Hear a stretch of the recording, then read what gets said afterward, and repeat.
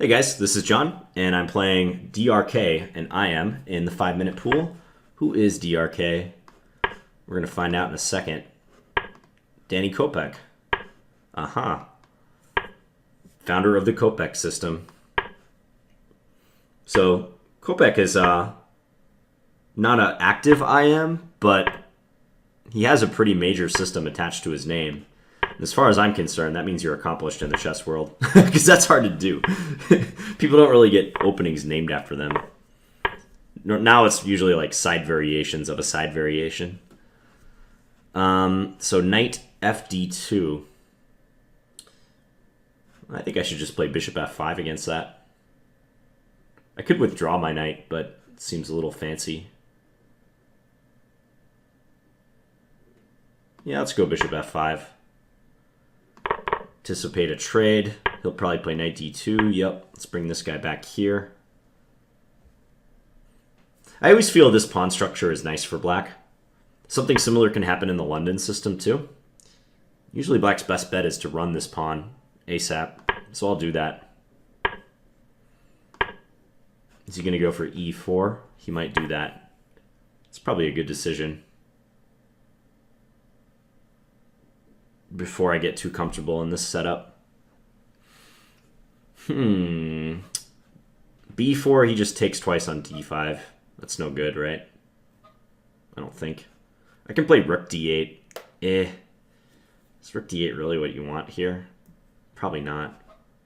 Taking on e4 seems kind of bland and strategically poor.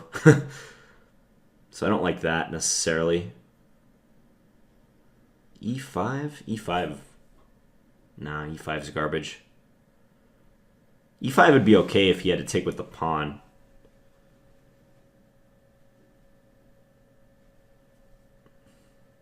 He can take with the bishop, though.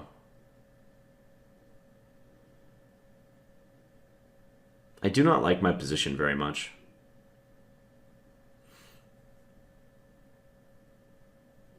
I have a semi-crazy idea, though.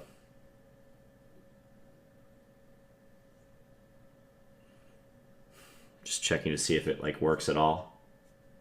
All right, this is going to be weird, but let's do it. I think I need something to shake the position up, because already it's not looking that great for me. E4 came really fast. I'm now regretting my decision. Okay, against this one I was going to take here. I thought for him the critical move would be bishop takes e5. In that last position. And I was going to trade and then play d4, and then when he took with the c-pawn, I was going to play bishop b4 with the intention of going c3. I think he missed knight takes d4. Now I feel okay with my position, because I think he has to take on d4, and I'll take f4. I'm completely fine with this turn of events.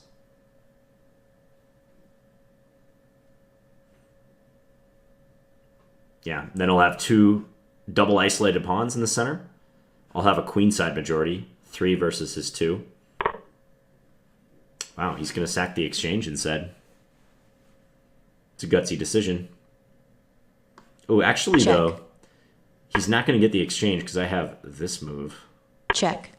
Ouchtown, to borrow one of Danny Wrench's phrases. Then he can't play rook takes a1.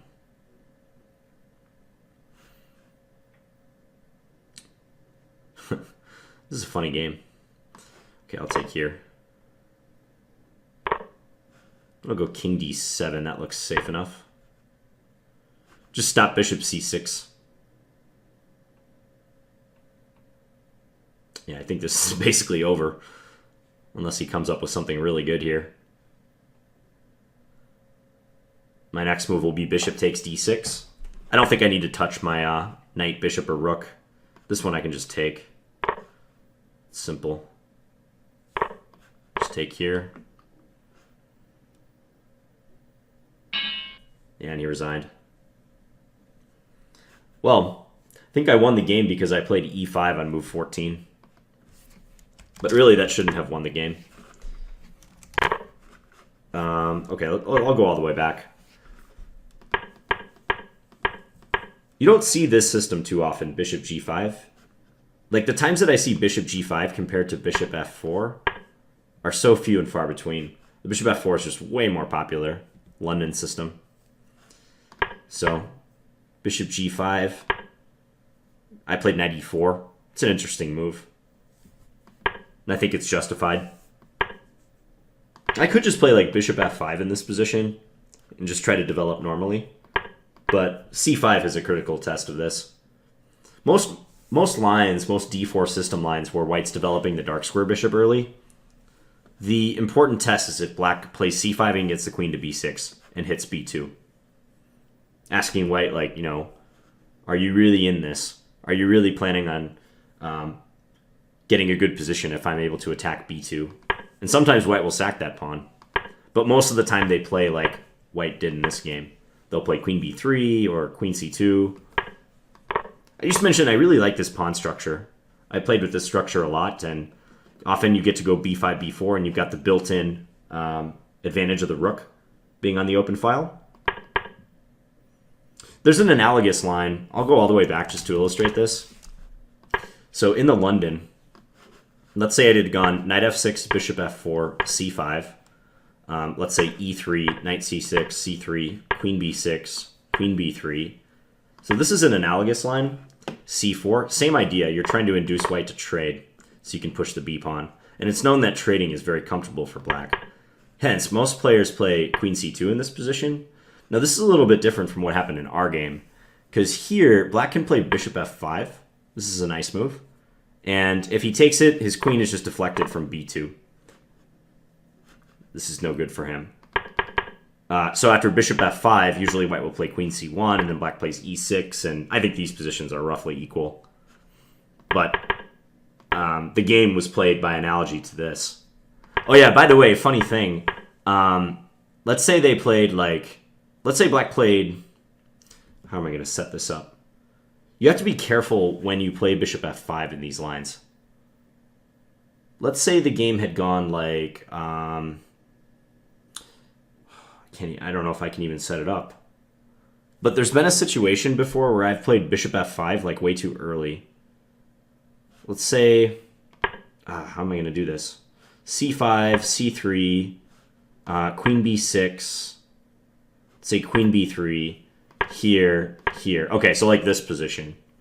Now, bishop f5 would be horrible here. Do not play that before you develop your knight, because white can just take, and when I cleverly take on b2, you get mated. This happened to me one time. I think this exact position.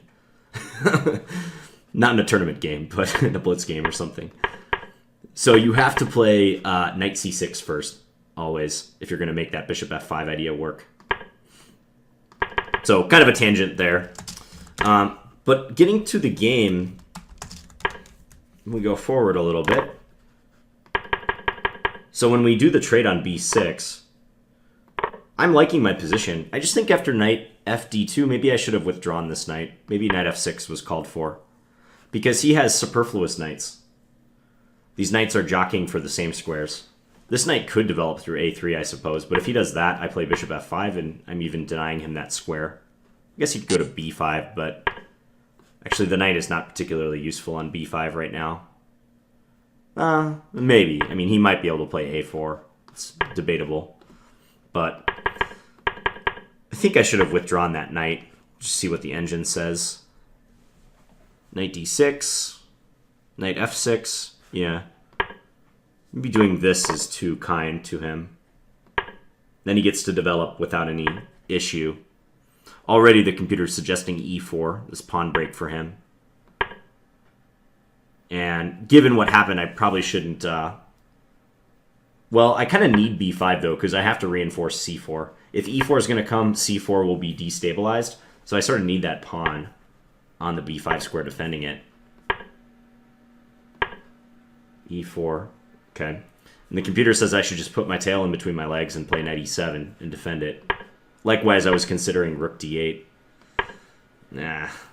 Knight e7, it really thinks black's okay here, huh? This does not appeal to me. I suppose the plan would be to take and then post the knight on d5. But I have to believe that white's development advantage is worth something here. So I came up with this idea. Yeah, and he responded quickly. He spent like only 6 seconds on this next move. So my idea is that if he takes with the d pawn, I'll play d4.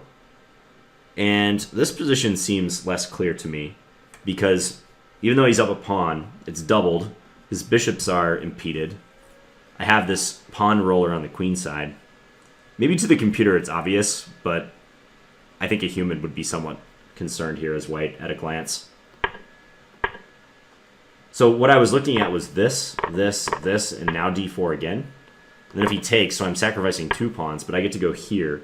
And because I'm threatening c3, I thought I had decent play. One line I was looking at was this, c3, take, rook c1, and then take here. And I think black is doing all right. Still edge to white, but he's got weak pawns. So do I, but... So that was my optimistic pawn move e5, but given that, you know, I was clearly taken aback by this turn of events, I wanted to play like what Alex Yermolinsky, Grandmaster Yermolinsky, would call a trend-breaking move. He talks about this in his excellent book called Road to Chess Improvement. He talks about when the tide of a game is not going in your favor, you should look for something to break the trend. So a trend-breaking move. And e5 is exactly that. And he didn't respond to it correctly. This is definitely a bad move because of knight takes d4. I think he was only considering this line, which is fantastic for white because I can't take because he forks my king and rook. But he didn't see knight takes d4.